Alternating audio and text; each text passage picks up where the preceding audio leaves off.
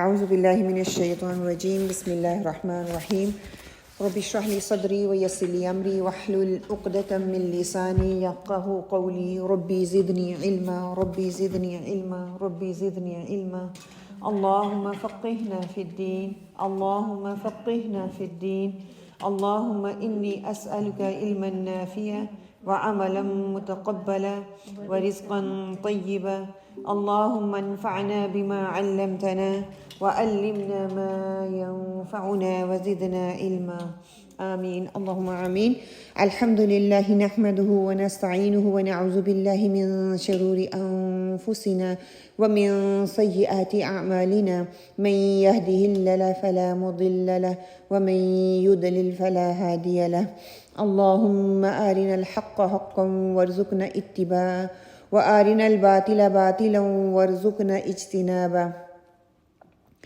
الحمد لله رب العالمين والصلاة والسلام على أشرف الأنبياء والمرسلين نبينا محمد وعلى آله وصحبه أجمعين الله رب لا أشرك به شيئا اللهم لا سهل إلا ما جعلته سهلا وأنت تجعل الحزن سهلا إذا شئت وأفوض أمري إلى الله إن الله بصير بالعباد الحمد لله الذي بنعمته تتم الصالحات الحمد لله على كل حال اللهم اجعلني أحبك بقلب كله وأرضيك بجهد كله اللهم ثبتنا عند الموت بلا إله إلا الله اللهم اهدني وسددني اللهم اهدنا وسددنا اللهم اهدني واهدني به اللهم اغفر لي واهدني وارزقني وعافني اعوذ بالله من ضيق المقام يوم القيامة آمین اللہم آمین۔ انشاءاللہ تعالیٰ آج ہم حدیث جو پڑھیں گے وہ حدیث نمبر ہے 9 انشاءاللہ تعالیٰ۔ لیسن کا طریقہ کار کیا ہوگا انشاءاللہ تعالیٰ، سب مل کر ہم حدیث کو پڑھیں گے، پھر ترجمہ اور تشریح ہوگی اور اس کے ساتھ شرح الفاظ ہم پڑھیں گے، اور ساتھ ہی آج ہم نے اس حدیث سے عمل کے لیے کیا چیز لی ہے کہ اطاعت رسول کی فرضیت اور کثرت سوالات کی ممانت، ہم اس کو دے سکتے ہیں ٹاپک۔ ہم سوالات کی کثرت دے سکتے ہیں یا ہم اطاعت رسول کی فرضیت کے حوالے سے اس کو ٹاپک جو بھی دینا چاہیں وہ دے سکتے ہیں انشاءاللہ۔ عن ابی ہریرہ عبد الرحمن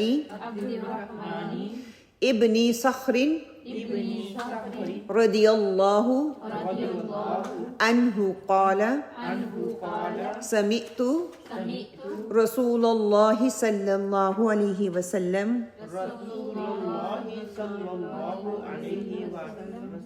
یقول ما نہیتکم عنہ فاجتنبوہ وما امرتکم به فأتوا منه ما استطعتم فإنما أهلك الذين من قبلكم كثرة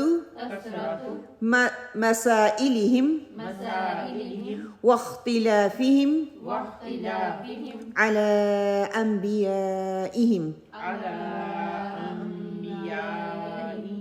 رواہ البخاری و مسلم۔ ترجمہ کیا ہے کہ سیدنا ابو ہریرہ عبد الرحمن بن صخر رضی اللہ سے روایت ہے، فرمایا میں نے رسول صلی اللہ علیہ وآلہ وسلم کو فرماتے سنا ہے، میں تمہیں جس کام سے منع کروں اس سے باز رہو، اور جس کام کا حکم دوں اسے بقدر استطاعت بجا لاؤ۔ تم سے پہلے لوگوں کو ان کے کثرت سوالات اور انبیاء سے اختلاف نے ہلاک کر ڈالا۔ عن ابی ہریرہ عبد الرحمن بن صخر رضی اللہ عنہ قال سمعت رسول اللہ صلی اللہ علیہ وسلم یقول ما نہیتکم عنہ فاجتنبوہ وما امرتکم به فأتوا منہ ما استطعتم فإنما أهلك الذين من قبلكم كثرة مسائلهم واختلافهم على أنبيائهم رواه بخاری و مسلم۔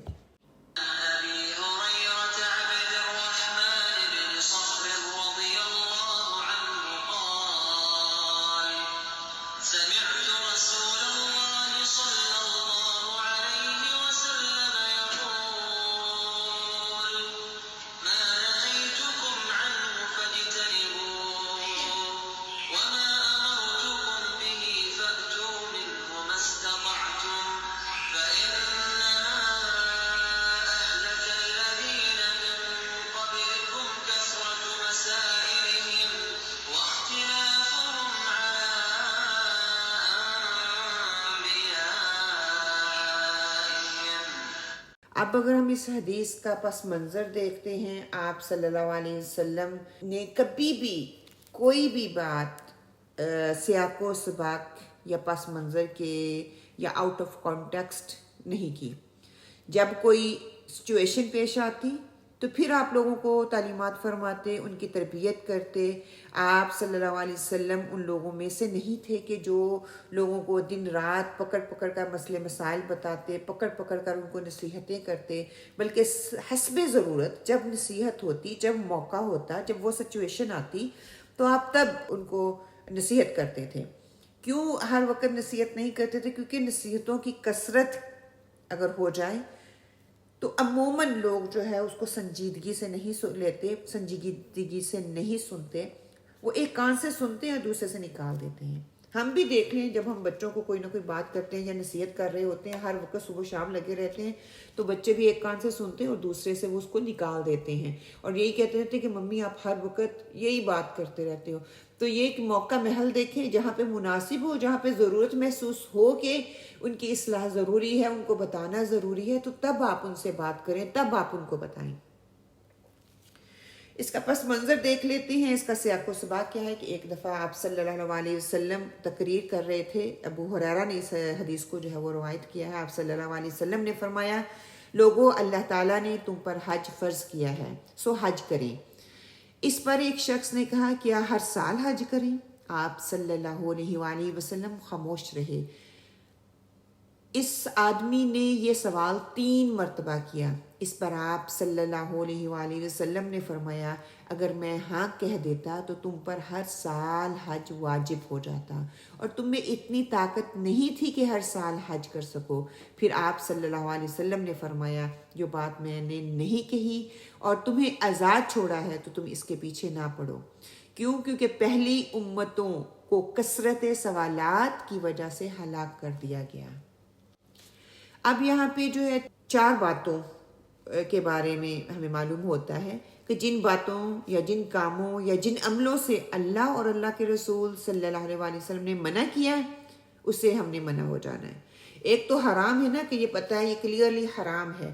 ایک گرے ایریا ہے جس کو ہم مکروہ کہتے ہیں، اس سے بھی مومن جو ہے وہ بچتا ہے۔ مومن کا رویہ یہ ہوتا ہے کہ اللہ اور اللہ کے رسول نے جس کام سے روکا ہے میں اس سے رک جاؤں، جس میں شبہ ہے، جس میں شک ہے، میں اس کو نہ کروں، اس میں جانے سے پہلے میں ادھر ادھر کے سوالات بھی نہ کروں، اس میں کہیں یہ نہ ڈھونڈوں کہ کہیں مجھے ہاں کرنے کی اجازت مل جائے کہ میں یہ کام کر لوں۔ وہ بلا وجہ کے سوالات نہیں کرنے، بلکہ میں نے اس سے رک جانا ہے، اس سے منع ہو جانا ہے۔ کیوں؟ کیونکہ آپ صلی اللہ علیہ وسلم نے اس چیز سے ہمیں منع کر دیا ہے۔ قرآن پاک میں اللہ سبحانہ تعالیٰ فرماتے ہیں، سورہ الاحزاب آیا 71، وَمَن يُطِعِ اللَّهَ وَرَسُولَهُ فَقَدْ فَازَ فَوْزًا عَظِيمًا، جو اللہ اور اس کے رسول صلی اللہ علیہ وآلہ وسلم کی اطاعت کرے گا وہ عظیم الشان کامیابی پا لے گا۔ جو اس کے برعکس اللہ اور اللہ کے رسول کی نافرمانی کرے گا، وہ پھر کہاں سے کامیاب ہو سکتا ہے؟ زندگی میں جب بھی کوئی مشکل آئے، حالات خراب ہونے لگے، تو ضرور سوچیں کہ کس سنت کو چھوڑ رہی ہوں، کہاں نافرمانی ہو رہی ہے، کہاں پر طرز عمل میں غلطی ہو رہی ہے، تو اس کی اصلاح کریں۔ اس کو جانیں گے تو اصلاح ہوگی۔ دین میں اصل اطاعت فرما برداری ہے، بات ماننا ہے۔ اس سے انسان کا پتہ چلتا ہے کہ اس کی اصل ویلیو کیا ہے، اس کی اصل قدر و قیمت کیا ہے، اصل حیثیت اس کی کیا ہے۔ اگر وہ شخص آپ صلی اللہ علیہ وآلہ وسلم کی بات ہی نہیں مان رہا، 1000 دفعہ آپ یہ کہیں کہ میں رسول صلی اللہ علیہ وسلم پر ایمان لاتی ہوں، اس نے بات کو قبول ہی نہیں کیا، تو وہ ایمان کیا لائے گا؟ رسول صلی اللہ علیہ وآلہ وسلم کو فرماتے سنا، میں تمہیں جس کام سے منع کروں اس سے باز ہو جاؤ، اور جس کام کا حکم دوں اسے بقدر استطاعت بجا لاؤ۔ تم سے پہلے لوگوں کو ان کی کثرت سوالات اور انبیاء سے اختلاف نے ہلاک کر ڈالا تھا۔ اسی طرح انبیاء اور رسل کی بعثت کا اصل مقصد بھی یہی بتایا جا رہا ہے کہ ان کے احکامات اور ہدایت کی اتباع کرنی ہے اور ان کی پیروی کرنی ہے۔ اللہ سبحانہ وتعالیٰ قرآن پاک میں ارشاد فرماتے ہیں، سورہ النساء آیا 64 میں، وما ارسلنا من رسول الا لیطاع باذن اللہ. ہم نے جو بھی رسول بھیجا اس کا مقصد یہ تھا کہ اللہ تعالیٰ کے ساتھ اللہ کے حکم سے اس کی اطاعت کی جائے. قرآن مجید میں متعدد مرتبہ حکمات ہے. سورہ آل عمران میں آیت نمبر 32 میں اللہ سبحانہ تعالیٰ فرماتے ہیں قُلْ اطیعوا اللَّهَ وَالرَّسُولَ، فرما دیجئے تم اللہ تعالیٰ اور اللہ کے رسول صلی اللہ علیہ وسلم کی اطاعت کرو. ایک اور جگہ پر آتا ہے سورہ النساء میں آیت نمبر 80 میں مَن یُطِعِ الرَّسُولَ فَقَدْ اَطَاعَ اللَّهَ، کہ جس نے رسول کی اطاعت کی اس نے اللہ سبحانہ وتعالیٰ کی اطاعت کی. پھر آپ صلی اللہ علیہ وسلم کے متعلق آتا ہے قرآن پاک میں ہی آیا نمبر 21 سورہ الاحزاب لَقَدْ كَانَ لَكُمْ فِي رَسُولِ اللَّهِ أُسْوَةٌ حَسَنَةٌ، البتہ تمہارے لیے رسول صلی اللہ علیہ وسلم کے ذات بہترین اسوہ ہے، بہترین نمونہ ہے. اور یہاں پہ ہمیں آپ صلی اللہ علیہ وسلم کی اطاعت ہی ہدایت کا معیار ہے، وہ ہمیں بتایا جا رہا ہے. سورہ نور آیا نمبر 54 میں وَإِن تُطِيعُوهُ تَهْتَدُوا، اگر تم نبی کی اطاعت کرو گے تو ہدایت پا جاؤ گے.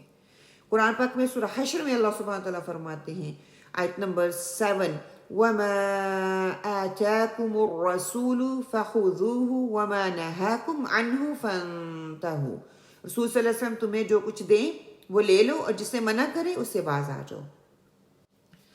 اب مسلمان ہونے کے ناطے، ایک مومن ہونے کے ناطے، ایک ایمان لانے والے کے ناطے ہمیں وقتاً فوقتاً اپنے ایمان کا جائزہ لیتے رہنا ہے کہ ہم ایمان کے کس درجے پر ہیں. کیا ہمارے ایمان کا وہی درجہ ہے جو اطاعت کا درجہ ہے؟ جتنے پرسنٹ ہم اطاعت کرتے ہیں اتنے ہی پرسنٹ ہمارا ایمان اوپر چلا جاتا ہے. یہ ہمیں اندازہ ہونا چاہیے. ہمیں اچھی طرح اپنی زندگی کا جائزہ لینا ہے. صبح سے لے کر رات تک اپنے کاموں کو دیکھیں، اٹھنے سے لے کر سونے تک. جب میں اٹھتی ہوں تو کیا میں سنت کے طریقے پہ اٹھتی ہوں؟ اس طریقے سے میں بیٹھتی ہوں، اس طریقے سے میں دعا پڑھتی ہوں جو صبح اٹھ کر آپ صلی اللہ علیہ وسلم کے اذکار تھے کیا وہ میں کرتی ہوں؟ واش روم میں جانے کی دعا میں پڑھتی ہوں، واش روم سے باہر نکلنے کی دعا میں پڑھتی ہوں. تنہائی میں ٹوائلٹ کو کیسے استعمال کرتی ہوں؟ ٹوائلٹ کو جب میں نکلتی ہوں وہاں سے تو کس حال میں چھوڑ کے آتی ہوں؟ کیا وہ دوسرے کے استعمال کے قابل ہوتا ہے یا وہاں پہ میس بنا کے میں آتی ہوں یا دوسروں کے لیے آسانی پیدا کرنے کی میں کوشش کرتی ہوں؟ پھر ہم وضو کس طرح کرتے ہیں؟ چھوٹی چھوٹی سی سنتے ہیں. پانی میں کس ہاتھ سے لیتی ہوں؟ دائیں سے پیتی ہوں یا بائیں سے پیتی ہوں؟ جب میں پیتی ہوں تو بسم اللہ پڑھتی ہوں اور جب میں پی چکی ہوتی ہوں تو کیا میں الحمدللہ کرتی ہوں؟ اس رب کا شکر ادا کرتی ہوں اس پہ. پھر یہ کہ پہننے اور اوڑھنے میں ہی سنتوں پر عمل نہ کروں. ہمارا بہت فوکس ہوتا ہے کہ ہمارا جو ظاہری حلیہ ہے نا، حال حلیہ، وہ ہمیں سنت کے مطابق نظر آ رہا ہو، بلکہ آپس کے معاملات کو بھی دیکھیں. مثال کے طور پر سلام کرنا ہم بھول جاتے ہیں، مسکرانا ہم بھول جاتے ہیں، ایک دوسرے کی بات پر توجہ دینا بھول جاتے ہیں. جب کوئی بات کر رہا ہوتا ہے تو اس کو توجہ دینا ہم بھول جاتے ہیں. عبادت کی طرف سے سنتوں کا پتہ چلتا ہے تو ہمارا کیا رویہ ہوتا ہے؟ چلو خیر سنت ہی تو ہیں، چھوڑ دیتے ہیں. آج نہیں پڑھتی کل پڑھ لوں گی، سنت کا اتنا ثواب تو نہیں ہے، کیا ضرورت ہے، فرض تو پڑھ ہی رہی ہوں نا. تو یہ محبت کا ایک کرائٹیریا ہے جس میں مجھے اپنے آپ کو رکھ کر دیکھنا ہے. اگر کوئی ایسی سنت ہو جو ہمارے نفس کے مطابق ہے تو اس کو میں لے لیتی ہوں. اگر میرے نفس کے مطابق نہیں ہے تو پھر دیکھیے میرا رویہ کیسا ہوتا ہے وہاں پہ. دیکھیے کئی دفعہ دل میں سوال اٹھتا ہے کہ پتہ نہیں میری عبادت قبول ہے کہ نہیں. اس بات کا جائزہ لینا ہو تو یہ آیت قرآن پاک کی نا سورہ المائدہ کی آیت نمبر 27 اس کو دیکھیں. بسم اللہ الرحمن الرحیم انما یتقبل اللہ من المتقین، کہ بلا شبہ اللہ تعالیٰ متقین لوگوں سے قبول کرتا ہے. تقوی والوں کی قربانیاں، تقوی والوں کی محنت، تقوی والوں کی کوشش، تقوی والوں کی ایک ایک حرکت، ہر چیز جو کہ اللہ کے دین کے لیے، آپ صلی اللہ علیہ وسلم کی سنت کی اتباع کے لیے اٹھیں گے، وہ ہر چیز قبول کرتا ہے. ہم خود اپنے اندر جھانک کر دیکھیں کہ اللہ کے لیے کتنا کرتی ہوں میں. ابرار لفظ جو استعمال ہوتا ہے نا قرآن پاک میں کہ بہترین تاجر، اس کے لیے استعمال ہوتا ہے. اور اچھا تاجر دنیا میں رہتے ہوئے ہم دیکھیں ہمیشہ اچھی اور بہترین انویسٹمنٹ کرنا چاہتا ہے. ہر موقع پہ اپرچونٹی کو اویل کرنا چاہتا ہے، اس سے فائدہ اٹھانا چاہتا ہے. کبھی بھی اس موقع کو وہ ضائع نہیں کرتا. اور دوسری طرف ایک مومن، ایک ایمان لانے والا انسان جو ہے، ایک مومن جو ہے، وہ بھی اپنی آخرت کی اعتبار سے یا آخرت کو سامنے رکھتے ہوئے اسی اعتبار سے تجارت کرتا ہے۔ اور کچھ لوگوں کا تو یہ شیوا ہوتا ہے کہ وہ آخرت کے اعتبار سے ایسے تجارت کر رہے ہوتے ہیں کہ اگر آپ جاننا چاہتے ہیں کہ میری تجارت کیسی ہے، اپنے وہ ہر چیز کو آخرت کے لیے سیو کر رہے ہیں۔ میں نے یہاں پہ بیٹھ کے اپنے آپ کو دیکھنا اور آپ نے اپنے آپ کو دیکھنا ہے، آپ کا عمل قبول ہے کہ نہیں۔ اگر آپ کا عمل بدلتا ہے، اس میں تبدیلی آتی ہے، تو سمجھ جائیں کہ آپ کا نیک عمل قبول ہو رہا ہے۔ لیکن اگر عادات میں کچھ تبدیلی ہی نہیں آ رہی، آپ کی سوچوں میں کوئی تبدیلی نہیں آ رہی، رویوں میں کوئی تبدیلی نہیں آ رہی، طاغوت کو میں نے چھوڑا ہی نہیں ہے، اب عادات میں محبت کا عنصر زیادہ ہو ہی نہیں رہا، ویسی کہ ویسے ہی ہے۔ دیکھیں کئی ہفتے ہو گئے نا ہمیں، آج ہم حدیث 9 پہ ہیں تو 9 ویکس ہو گئے ہیں ہمیں۔ ان 9 ہفتوں میں اپنے آپ کا جائزہ لیں، اس علم کو لینے کی کوشش تو میں کر رہی ہوں، حدیث کو پڑھنے کی کوشش کر رہی ہوں، سمجھنے کی کوشش کر رہی ہوں، اور اتنی ڈیٹیل میں ہم کر رہی ہیں، لیکن میرے عمل میں کوئی تبدیلی آ رہی ہے؟ اگر تو کچھ نظر آ رہا ہے تو الحمدللہ ایک ایک قدم آگے بڑھتے جائیں گے تو ترقی کی منزلوں کی طرف گامزن ہوتے جائیں گے، اللہ کی قربت کے قریب ہوتے جائیں گے، آپ صلی اللہ علیہ وسلم کی سنت کی اتباع کرتے جائیں گے، ان کی اطاعت کرتے جائیں گے۔ اور اگر ایک قدم بھی آگے نہیں بڑھے تو ہماری محنت قبول نہیں ہے۔ اگر چھوٹی چھوٹی سی تبدیلیاں آنا شروع ہو گئی ہیں تو الحمدللہ انشاءاللہ پھر اس کا اجر ضرور ملے گا۔ اسی طرح توبہ کا سوال ہمارے دلوں میں آتا ہے نا کہ توبہ تو کر رہی ہوں، پتہ نہیں قبول ہوتی ہے کہ نہیں۔ اگر توبہ کرنے کے بعد زندگی میں تبدیلی آ رہی ہے، آپ اس گناہ کو چھوڑ رہے ہیں اور ایک نئے انسان بننے کی کوشش کر رہے ہیں، آپ کے اندر تبدیلی کا یا امپرومنٹ کا ایک عمل شروع ہو جاتا ہے، تو سمجھے کہ آپ کی توبہ قبول ہو رہی ہے۔ اسی طرح باقی عملوں کو بھی دیکھیں، ایک ایک چیز کو اس طریقے میں ڈال کے دیکھیں کہ توبہ سے پہلے اور بعد کے عمل میں کوئی تبدیلی آئی۔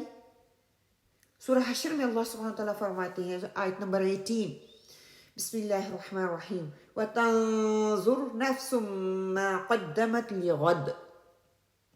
ہر نفس اپنا محاسبہ کرتا رہے اور دیکھتا رہے کہ کل کے لیے کیا کمائی کر رہا ہے وہ۔ چلیے ہم انشاءاللہ تعالیٰ جاننے کی کوشش کرتے ہیں کہ کامیابی کے لیے کس طرح اللہ کے رسول صلی اللہ علیہ وسلم کی زندگی کو اپنے لیے رہنما سمجھتے ہیں اور رہنما بناتے ہیں۔ یہاں سے ہم الفاظ کی وضاحت کرنا شروع کرتے ہیں انشاءاللہ۔ اللہ تعالیٰ سے دعا کرتے ہیں کہ اللہ سبحانہ وتعالیٰ ہمیں اس حدیث سے بہترین لینے والوں میں بنائیں۔ آپ مجھے بتائیں کہ عبد الرحمن بن سخر کس صحابی کا نام ہے؟ جی وہ پیچھے سے، جی الحمدللہ، یس ابو ہریرہ۔ کیونکہ بہت سے لوگ ایسے ہیں جن کو حضرت ابو ہریرہ کے نام کا نہیں پتہ کہ اصل نام کیا ہے، ان کی کنیت اتنی مشہور ہے، سارے ہی ابو ہریرہ ہی ان کو بولتے ہیں۔ عبد الرحمن بن سخر بہت کم لوگ ہوں گے جن کو معلوم ہوگا۔ بلی کی وجہ سے ان کی کنیت یہ پڑ گئی، ایک بلی ہوتی تھی جن کو یہ بہت لک آفٹر کیا کرتے تھے، تو انہی کی وجہ سے، بلی کی وجہ سے ان کو نا ابو ہریرہ کی کنیت کا نام کنیت دے دی گئی، اور اسی وجہ سے وہ مشہور ہو گیا۔ خیر، ما نہیتکم عنہ، نون ہا یا سے نہیں، کہ جب بھی میں تم کو روکوں۔ نہیں کہتے ہیں غلبے کے طور پر کسی کو رک جانے کا مطالبہ کرنا۔ جیسے آپ دیکھتے ہیں نا کہ کئی جگہوں پہ لکھا ہوا ہوتا ہے don't disturb, no entry, don't enter, no smoking. کیا اس میں آپ کے پاس چوائس ہوتی ہے؟ نہیں، کلیئرلی اللہ کے رسول صلی اللہ علیہ وسلم جس چیز سے منع کرتے ہیں، روکتے ہیں کہ یہ نہیں کرنی یا مت کرو، تو ہمیں کیا کرنا ہے؟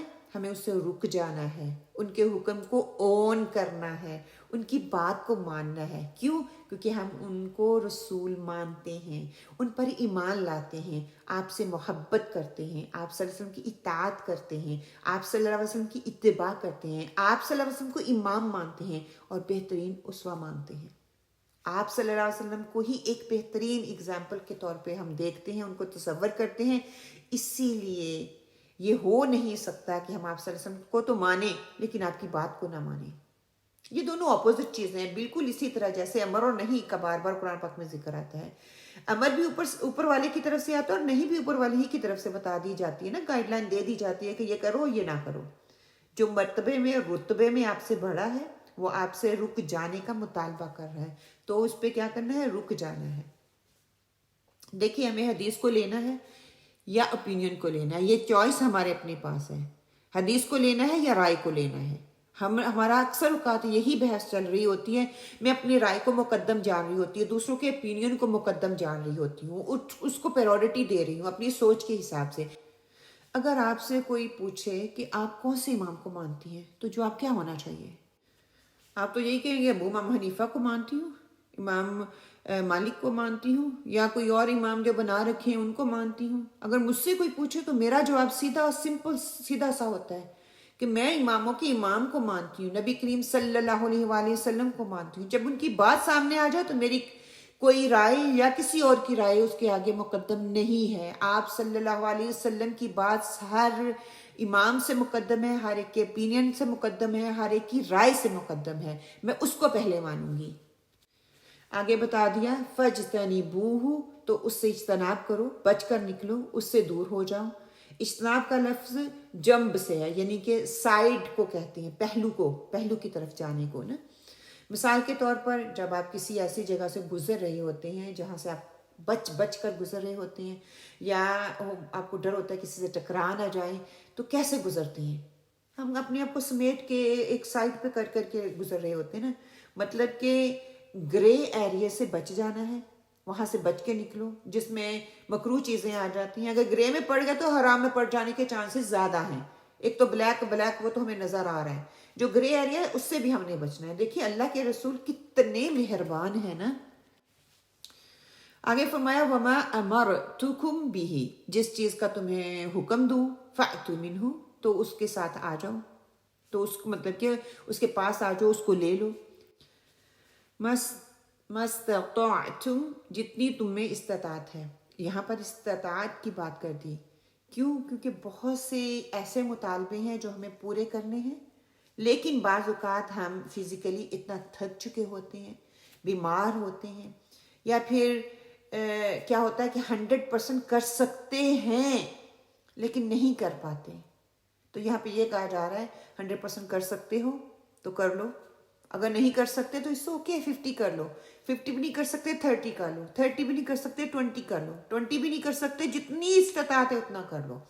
امر کی ادائیگی کے حوالے سے آپ صلی اللہ علیہ وسلم نے فرمایا جہاں تک ہو سکے اتنا کر لو۔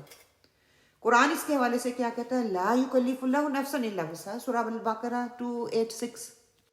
اسی طرح اللہ سبحانہ وتعالیٰ سورہ الحج آیا 78 میں فرماتے ہیں وَمَا جَعَلَ عَلَيْكُمْ فِي الدِّينِ مِنْ حَرَجٍ، کہ دین میں تنگی نہیں ہے، دین میں آسانی ہے۔ بہت سی مثالیں ہمیں مل جاتی ہیں، نماز کی مثال لے لیں۔ نماز اگر آپ کھڑے ہو کے نہیں پڑھ سکتے، قیام فرض ہے، نہیں کر سکتے تو بیٹھ جاؤ، بیٹھ کے نہیں پڑھ سکتے تو لیٹ جاؤ، لیٹ کے نہیں پڑھ سکتے تو اشاروں سے کر لو۔ لیکن اسے یہ نہیں کہا گیا کہ تم آ رہی ہو تم کر نہیں سکتے، کرنا ہے، لیکن اس کے لیے آپشنز دے دی گئی، آسانی پیدا کر دی گئی۔ وضو کو دیکھ لیں، وضو ہے گرم پانی ہے تو ٹھیک ہے، نہیں ہے تو ٹھنڈے سے کر لو، ٹھنڈے سے نہیں ہے تو گرم سے کر لو، گرم سے نہیں ہے تو تیمم کر لو، ہے نا۔ کتنی سہولت دے دی گئی۔ برائی کو روکنا ہے تو اپنی استطاعت کے مطابق اس کے ہمیں درجے بتا دیے گئے۔ اہل و عیال کا نفقے کی بات آتی ہے تو وہ بھی استطاعت کے مطابق، جس کا جتنا زیادہ ہوگا وہ اتنا اپنی فیملی والوں کا لک آفٹر کرے گا۔ دیکھیں جب بچنے کی بات کی تو یہ نہیں کہا کہ جتنی استطاعت ہے، سبحان اللہ، وہ بچنا ہی ہے، اتنا بچو۔ کیوں؟ کیونکہ رکنے کی طاقت، سٹاپ ہونے کی استطاعت ہر ایک کے اندر ہے۔ سبحان اللہ، آپ صلی اللہ علیہ وسلم کس طرح بندوں کے نفسیات کو سمجھتے تھے کہ بندہ کیا کر سکتا ہے کیا نہیں کر سکتا۔ آپ صلی اللہ علیہ وسلم کا خطاب کوئی عام خطاب نہیں ہے جس کی یہاں پہ بات ہو رہی ہے۔ آپ عربی کے کسی بڑے سے بڑے اسکالر کو لے لیں، اس کی کتاب کو لے لیں، کوئی عمدہ سے عمدہ رائٹر کی کتاب کھول لیں، اپنے سامنے رکھیں، اس کی تحریر کو دیکھیں، انداز گفتگو کو دیکھیں، پڑھیں، اس کو سمجھنے کی کوشش کریں، اور دوسری طرف حدیث کا مطالعہ کریں۔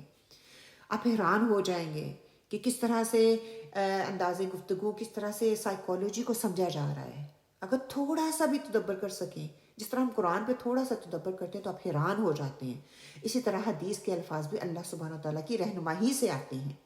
اگر آپ اس پہ غور و فکر کریں گے نا تو آپ حیران ہو جائیں گے. آگے کیا فرمایا؟ فَإِنَّمَا أَهْلَكَ الَّذِينَ مِن قَبْلِكُمْ كَثْرَةُ مَسَائِلِهِمْ وَاخْتِلَافِهِمْ عَلَىٰ أَنْبِيَائِهِمْ. بے شک اس کے سوا کچھ اور نہیں، یہی ہے. انما یہاں پہ جو ہے نا تاکید کے لیے ایمفسائز کرنے کے لیے ہے کہ پچھلی بات کو اس کے ساتھ ملانے کے لیے بھی یہ انما جو ہے استعمال کیا جاتا ہے. کیوں؟ کیونکہ پہلی امتوں کے لوگوں کو زیادہ سوالات کرنے اور نبیوں کے خلاف چلنے کے طرز عمل نے ہلاک کر دیا.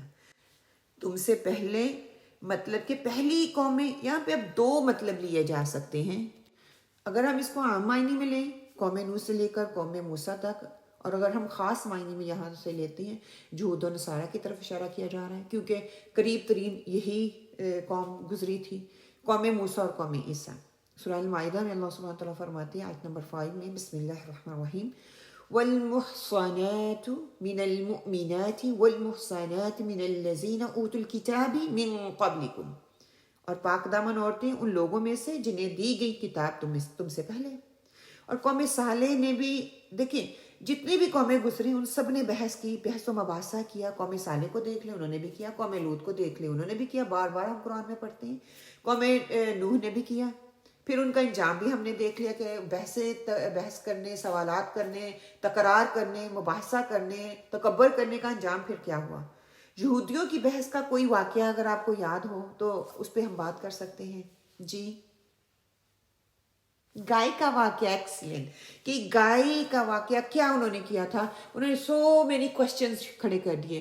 گائے کیسی ہونی چاہیے؟ چھوٹی ہونی چاہیے یا بوڑھی ہونی چاہیے؟ جوان ہونی چاہیے؟ اس کا رنگ کیسا ہونا چاہیے؟ اگر رنگ ہے تو رنگ میں وہ اسپیسیفائی کر رہے تھے کہ کون سا اسپیسیفک رنگ ہونا چاہیے نا. زیادہ سوالات کرنے سے یہاں پہ منع کیا جا رہا ہے. انہوں نے پھر اپنے لیے مشکل بنا لی زیادہ سوالات کرنے کے بعد. زیادہ سوال کرنے سے مراد یہاں کے دینی مثال ہم پوچھ سکتے ہیں.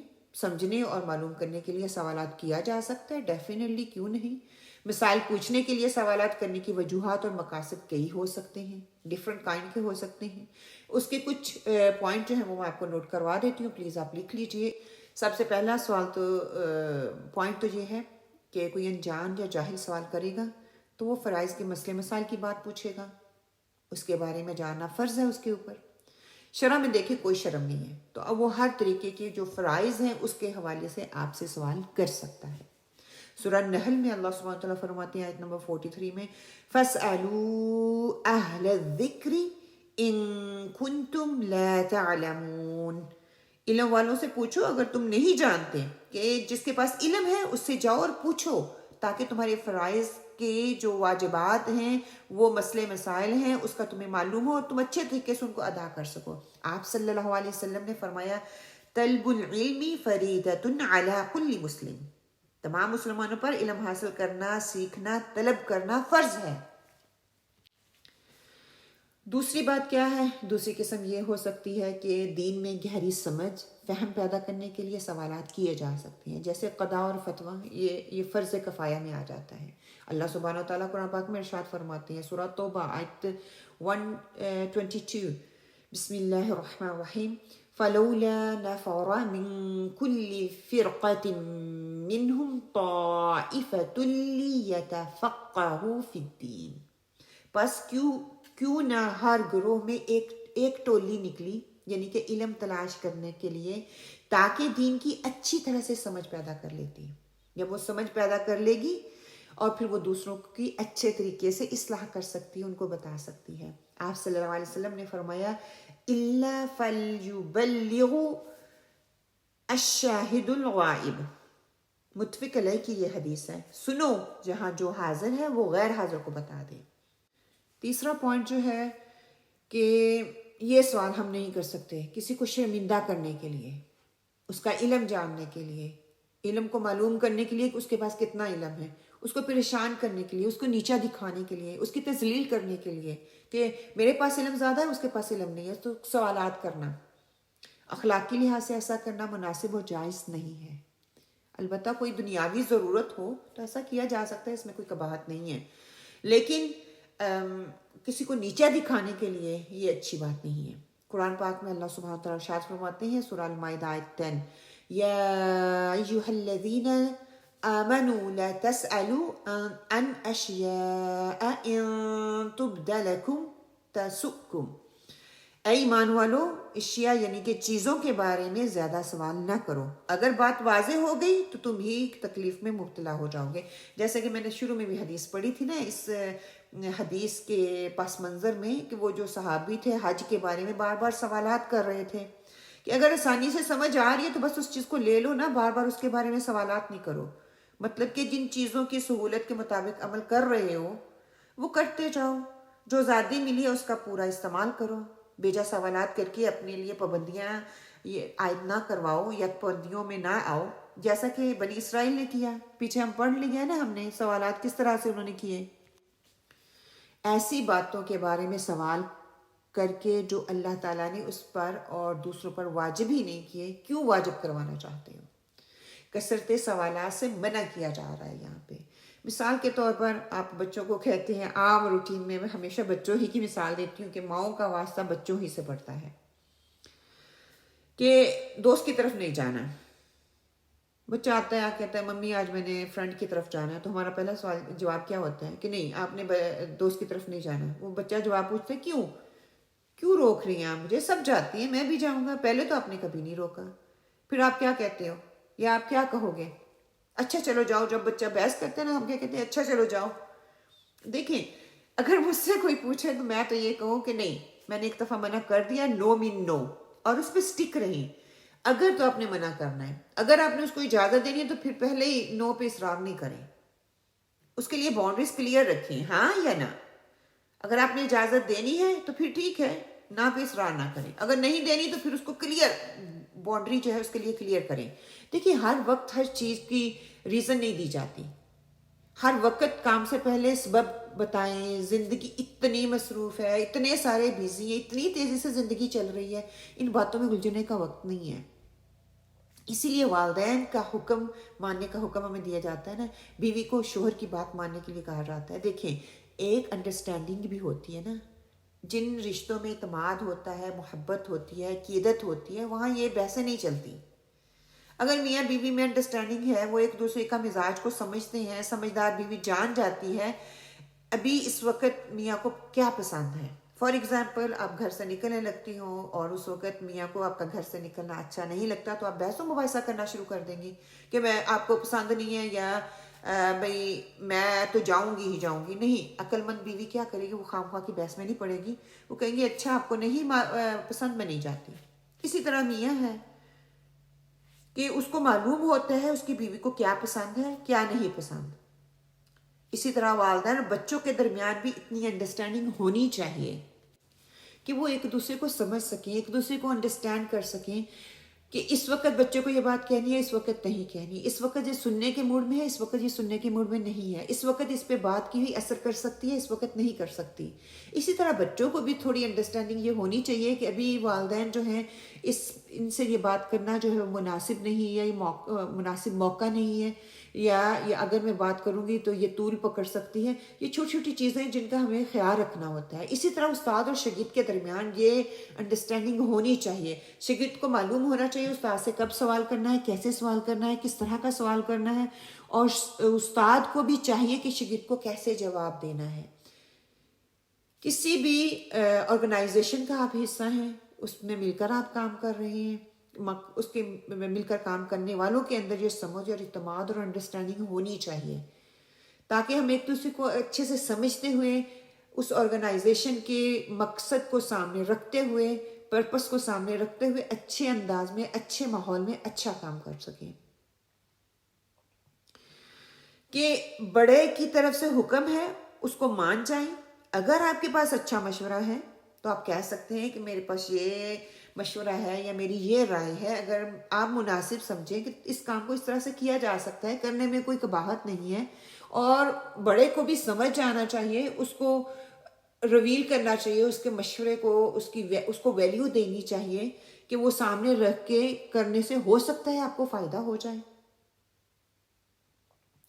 جتنی آپ صلی اللہ علیہ وسلم سے محبت ہوگی، عقیدت ہوگی، اتباع ہوگی، آپ ان سب بحثوں سے بچنے کی کوشش کریں گے. یہ جان لیں. پہلی قوموں کو ہلاک ان کی اس طرز عمل نے کیا جو انہوں نے نبیوں کے خلاف چل کر کی۔ انبیاء کرام اللہ کی رہنمائی کی بنا پر کامل ہدایت، حق اور صداقت پر ہوتے ہیں، ان کی ہر بات حق ہوتی ہے۔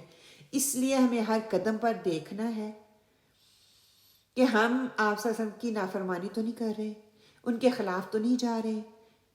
کیوں؟ کیونکہ نبی کے خلاف ہونے میں انسان کا نقصان ہی نقصان ہے، دنیا میں بھی اور آخرت میں بھی۔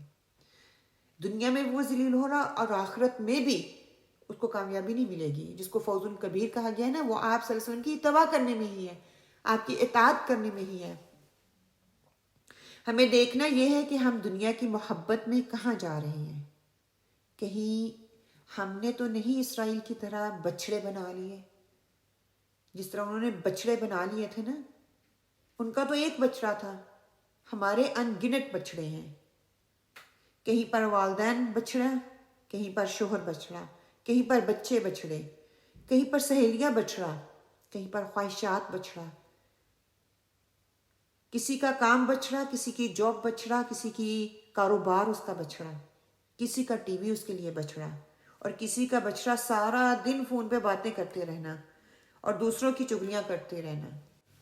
جب اتنے بچڑے ہیں تو آپ صلی اللہ علیہ وسلم کی اطاعت میں رکاوٹ تو آئے گی ہی، حجت بازی تو آئے گی۔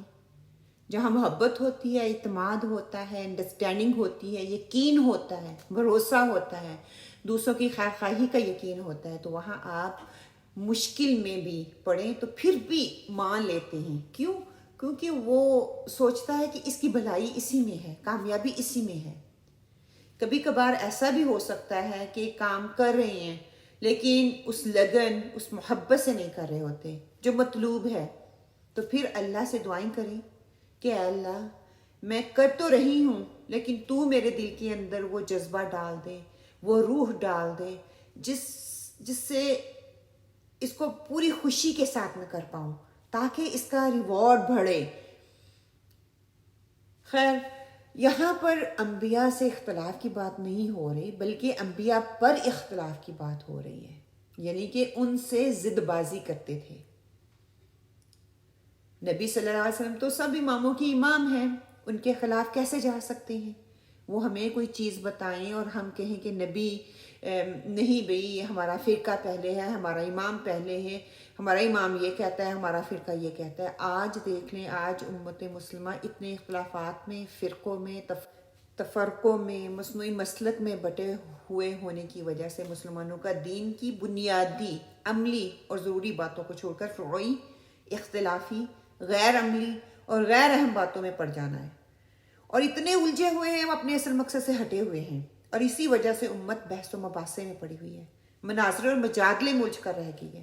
اسی وجہ سے وہ اچھے اعمال سے دور اور برائی کی طرف پھنستے چلے جا رہے ہیں، نیکیوں کی سے دور ہوتے چلے جا رہے ہیں، اور ان کو ان کا اصل مقصد سے دور کر دیا۔ ان ساری چیزوں نے ان کو اصل مقصد سے دور لے کر وہ جا رہی ہے۔ آپ صلی اللہ علیہ وآلہ وسلم نے فرمایا، سنن ترمذی کی حدیث ہے 2664، جان لو ان قریب ایسا وقت آئے گا کہ کسی شخص کو میری حدیث پہنچے گی اور وہ تکیہ لگائے ہوئے اپنی مسند پر بیٹھا ہوا ہوگا، یعنی کہ بڑے آرام سکون سے تکیہ لگا کے بیٹھا ہوا ہوگا کہ ہمارے اور تمہارے درمیان اللہ کی کتاب کافی ہے، یعنی کہ قرآن، اس میں جو حلال پائیں گے وہ حلال ہے اور جو حرام پائیں گے وہ حرام ہے۔ جبکہ حقیقت یہ ہے کہ جس کو رسول صلی اللہ علیہ وسلم نے حرام کیا وہ بھی اسی چیز کی طرح حرام ہے جس کو اللہ نے حرام قرار دیا، تو اس لیے اس کے درمیان فرق نہ کرو۔ مطلب کہ ایک فرقہ ایسا بھی ہوگا جو اب بڑی خوشی سے اس چیز کو مان رہا ہوگا کہ اللہ کی کتاب جو ہے ہمارے لیے وہی کافی ہے، آپ صلی اللہ علیہ وسلم کی سنت کا وہ انکار کرے گا۔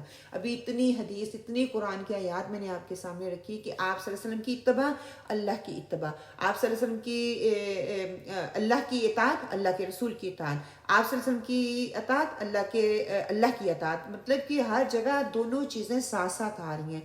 اور ایک فرقہ ایسا ہوگا جو یہ بھی کہے گا، اور ہمیں آج یہ چیزیں سننے کو ملتی ہیں نا۔ ایک اور حدیث لے لیجئے، عبداللہ بن مسعود سے یہ وہ روایت کرتے ہیں کہ آپ صلی اللہ علیہ وآلہ وسلم نے فرمایا، جو چیز تمہیں جنت کے قریب کر سکتی ہے میں نے تمہیں اس کا حکم دے دیا ہے، جو چیز تمہیں جہنم کے قریب کر سکتی ہے اسے منع کر دیا ہے۔ صحیح بخاری کی حدیث آتی ہے، ایک اور حدیث لے لیں کہ جابر بن عبداللہ سے روایت ہے، وہ کہتے ہیں کہ فرشتے نبی کریم صلی اللہ علیہ وآلہ وسلم کے پاس آئے اور آپ صلی اللہ علیہ وسلم سوئے ہوئے تھے۔ ایک نے کہا یہ سوئے ہوئے ہیں، دوسرے نے کہا ان کی آنکھیں سو رہی ہیں لیکن ان کا دل جاگ رہا ہے۔ تو انہوں نے کہا تمہارے اس صاحب یعنی کہ نبی کریم صلی اللہ علیہ وسلم کی مثال ہے، بس ان کی مثال بیان کرو۔ تو ان میں سے ایک نے کہا ان کی مثال اس شخص کی طرح ہے جس نے ایک گھر بنایا، وہاں کھانے کی دعوت کی اور بلانے والے کو بھیجا۔ ہم بھی جب نیا گھر لیتے ہیں نا، لوگوں کو دعوت کرتے ہیں، آئیں ہمارے گھر میں کھانے کی دعوت کرتے ہیں۔ اب بالکل اس پکچر کو اپنے دماغ میں رکھیں اور سنیں۔ بس جس نے اس بلانے والی کی دعوت کو قبول کر لیا وہ گھر میں داخل ہو گیا، یعنی کہ وہ گھر کے اندر آ گیا اور کھانا کھایا اور مزہ کیا، اور جس نے بلانے والی کی دعوت قبول نہیں کی وہ گھر میں داخل نہیں ہوا اور دسترخوان سے کھانا نہیں کھایا۔ جو گھر کے اندر داخل ہوگا دسترخوان سے وہی کھانا کھائے گا نا۔ ان میں سے ایک نے کہا اس کے لیے تفسیر بیان کر دو تاکہ یہ سب سمجھ جائیں۔ تو انہوں نے کہا گھر تو جنت ہے، جو گھر کی بات کی جا رہی ہے وہ جنت ہے، اور بلانے والے محمد صلی اللہ علیہ وآلہ وسلم ہیں۔ جس نے آپ کی بات مان لی وہ جنت میں پہنچ گیا، اور جو آپ کی بات نہیں مانے گا وہ اللہ کی نافرمانی کرے گا، اور محمد صلی اللہ علیہ وآلہ وسلم تو اچھے اور برے کے درمیان فرق کرنے والے ہیں۔ سبحان اللہ، کہ دیکھیں کتنی واضح بات ہے۔ گھر جنت میں، اگر جنت میں کہ گھر چاہیے تو آپ صلی اللہ علیہ وسلم کی بات کو ماننا ہوگا۔ جہاں پہ آپ نے کہا رک جاؤ تو رکنا ہے، جہاں پہ کہا کہ کرو اس کو کرنا ہے، حکم جہاں پہ دے دیا گیا ہے، جہاں پہ چھوٹ دے دی وہاں سے اس چھوٹ کو لیں، جہاں پہ چھوٹ نہیں دی وہاں پہ وہ چھوٹ لینے کی کوشش نہ کریں، کہ بات آپ صلی اللہ علیہ وسلم پر آ کر ختم ہوگی۔ کچھ لوگوں کو آپ بھی بتاتے ہیں، کچھ لوگوں کو ہم بھی بلاتے ہیں، لیکن کچھ آتے ہیں کچھ مصروفیات کا بہانہ کر کے پیچھے رہ جاتے ہیں۔ شیطان دیکھیں ہمارا کھلا دشمن ہے، وہ ہم سے بہت حسد کرتا ہے، وہ ہمیں آگے سے پیچھے سے دائیں سے بائیں سے ہر طرف سے حملہ کرتا ہے، ہر طرف سے اس نے ہمیں گھیرا ہوا ہے۔ ہمیں سب سے پہلے اس کے خلاف، پھر اپنے نفس کے خلاف، پھر لوگوں کے خلاف پوری کوشش سے اور جد و جہد سے آگے بڑھتے جانا ہے۔ اور سب سے بڑا مکار ہماری اپنی عقل ہے۔ طاقت بھی ہے، صلاحیت بھی ہے، وقت بھی ہے، عقل بھی ہے، لیکن اس عقل کے جو مکاریاں ہیں نا، جو چالیں ہیں، ان کے آگے ہمت جو ہے وہ جواب دے جاتی ہے۔ کیسے کہ ہماری ہمت جب ہارتی ہے نا، ہم کیا کہتے ہیں، یہ وجہ ہے، وہ وجہ ہے، اس وجہ سے میں نہیں آ رہی، وہ وجہ اس وجہ سے نہیں آ رہی، میری مصروفیات، میری بیماریاں، میرے بچے، میری فیملی، کہ اسی پر ہم اتنے اپنے آپ کو مطمئن کر لیتے ہیں کہ نیکی کے بڑے بڑے کاموں سے ہم پیچھے رہ جاتے ہیں، ان سے ہم رک جاتے ہیں، توفیق ہی نہیں ملتی، توفیق ہی چھن جاتی ہے۔ اللہ اکبر۔ سورہ رعد میں اللہ سبحانہ وتعالیٰ فرماتے ہیں، آیت نمبر 62 ہے، بسم اللہ الرحمن الرحیم، وقال الشیطان لما قضی الامر ان اللہ وعدکم وعد الحق ووعدتکم فاخلفتم وما كان لي عليكم من سلطان الا ان دعوتكم فاستجبتم لي فلا تلوموني ولوموا انفسكم ما أنا بمصرخكم وما أنتم بمصرخي إني كفرت بما أشركتموني من قبل إن الظالمين لهم عذاب عليم۔ اور کہے گا شیطان جب چکا دیا جائے گا فیصلہ، بے شک اللہ نے تم سے وعدہ کیا تھا، سچا وعدہ، اور میں نے بھی تم سے وعدہ کیا تھا، لیکن میں نے ان میں سے کوئی بھی پورا نہیں کیا۔ میرا تم پر کوئی زور، البتہ میرا زور نہیں تھا، البتہ میں نے تم کو دعوت دی تھی کہ تم نے لبیک کہا میری دعوت پر، سو مت ملامت کرو تم مجھے، میری ملامت اپنے ہی آپ کو ملامت کرو، اور نہ میں تمہارا فریاد رس ہوں اور نہ تم میری فریاد رسی کر سکتی ہو. میں بری ذمہ ہوں اس شرک سے جو تم نے مجھے شریک ٹھہرا کر رہا تھا. دنیا کے پیچھے تو لگا ہوا تھا، اپنی خواہشات کے پیچھے لگا ہوا تھا، دنیا میں تو مگن تھا. بے شک ظالموں کے لیے دردناک عذاب ہے. تو قرآن کی آیات کھلی کھلی ہمیں ہر چیز کے بارے میں بتا رہی ہیں. اب یہ ہمارا اپنا رویہ ہے، ہم کیا چاہتے ہیں، ہم کیا لینا چاہتے ہیں، اللہ تعالیٰ نے ہمیں کس مقصد اور پرپس کے لیے اس دنیا میں بھیجا ہے، کیا میں اس مقصد اور پرپس کو پورا کر رہی ہوں، یا اب مجھے دیکھنا ہے، مجھے سوچنا ہے. اگر میں اس میں کامیاب ہو رہی ہوں تو وہی میری کامیابی ہے، اور اگر میں کامیاب نہیں ہو رہی تو وہ میری ناکامی ہے، دنیا میں بھی اور آخرت میں بھی. ابن مسعود سے روایت ہے، وہ کہتے ہیں کہ ایک مرتبہ میں نے ایک شخص کو قرآن پاک کی ایک آیت پڑھتے ہوئے سنا جس کو میں نے رسول صلی اللہ علیہ وسلم سے دوسری طریقے سے تلاوت کرتے ہوئے سنا تھا. تو میں اسے آپ صلی اللہ علیہ وسلم کے پاس لے گیا. جب میں حاضر ہوا تو آپ صلی اللہ علیہ وسلم کو عرض کیا، یا رسول اللہ، میں نے آپ کو اس آیت کو سنتے ہوئے ڈیفرنٹ طریقے سے تلاوت کرتے سنا اور یہ شخص ڈیفرنٹ طریقے سے کر رہا ہے. کہتے ہیں کہ جیسے ہی آپ صلی اللہ علیہ وسلم نے یہ بات سن کر آپ صلی اللہ علیہ وسلم کا چہرہ جو ہے اس کا رنگ بدل گیا. اور کہتے ہیں عبداللہ بن مسعود کہ مجھے رسول صلی اللہ علیہ وسلم کے چہرے پر ناگواری کے اثرات نظر آ رہے تھے کہ میں نے سوچا میں کیا لے کر آیا ہوں کہ آپ صلی اللہ علیہ وسلم نے فرمایا تم دونوں ہی صحیح ہو، تم سے پہلے لوگ اختلاف کی وجہ سے ہلاک ہوئے، اس لیے تم اختلاف نہ کرو. یعنی کہ چھوٹی چھوٹی چیزوں پر، پیٹی چیزوں پر، چھوٹی چھوٹی باتوں پر ایک دوسرے کے خلاف نہ جاؤ، تعلقات نہ بگاڑو. تم تعلقات بگاڑ کر چل ہی نہیں سکو گے. اور اینڈ پہ خلاصہ کیا ہے کہ انبیاء کی مخالفت سے، انبیاء کے ساتھ بحث و مباحثے سے، ان سے ضد کرنے سے، بہت زیادہ کھود اور کرید کرنے سے اجتناب کرنا ہے، سے بچنا ہے، سوالات سے بچنا ہے. دین کو سیدھا سیدھا اور سمپل رکھیں، اسی طرح لیں. جو چیز سامنے آئے اس پر عمل کرنا شروع کر دیں، اور جس سے روک دیا جائے اس سے رک جائیں، کیونکہ دین میں وسعت ہے. آپ صلی اللہ علیہ وسلم نے ایک دن نماز پڑھائی، پھر صحابہ کی طرف منہ کیا اور واز فرمایا. صحابہ کہتے ہیں بڑا ہی بلیغ اور جامع واز، ایسا کہ ہماری آنکھیں بہہ پڑیں اور دل دہل گئے. ایک کہنے والے نے کہا، اے اللہ کے رسول صلی اللہ علیہ وآلہ وسلم، یہ تو لگتا ہے کہ الوداعی الفاظ ہیں. آپ صلی اللہ علیہ وسلم ہمیں کیا وصیت فرماتے ہیں؟ فرمایا، میں تمہیں وصیت کرتا ہوں اللہ کا تقوی اختیار کرتے رہنا، اپنے حکام کے احکام سننا اور ماننا، خواہ وہ کوئی حبشی غلام ہی کیوں نہ ہو. بلا شبہ تم میں سے جو بھی میرے بعد زندہ رہا وہ بہت اختلاف دیکھے گا، چنانچہ ان حالات میں میری سنت اور میری خلفاء کی سنت اپنائے رکھنا تو اختلاف سے دور ہو جاؤ گے. آپ صلی اللہ علیہ وسلم کی حدیث کا مفہوم ہے، صحیح بخاری کی حدیث ہے، ما نہیتکم عنہ فاجتنبوہ وما امرتکم بہ فأتوا منہ ما استطعتم.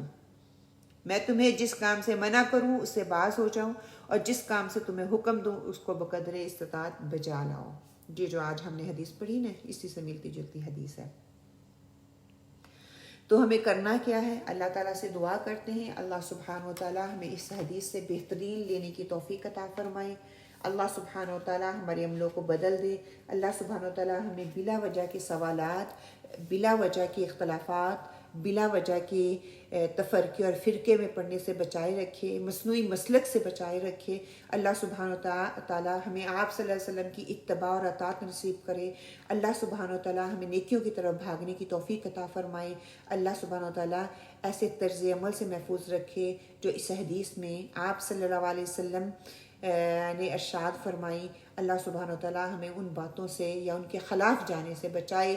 اللہ سبحانہ و تعالیٰ ہماری چھوٹی چھوٹی عبادتوں کو، ہماری چھوٹی چھوٹی دعاؤں کو قبول فرمائے. اللہ سبحانہ و تعالیٰ ہمارا یہاں پہ بیٹھنا ہمارے حق میں اس کو حجت بنائے. اللہ سبحانہ و تعالیٰ اگر کوئی کمی اور کوتاہی ہے تو وہ میری طرف سے اس کو معاف فرما دینا. حق اور سچ بات، ہر چیز اللہ سبحانہ و تعالیٰ کی طرف سے ہے. اللہ سبحانہ و تعالیٰ اس کو ہم سے قبول فرما لے.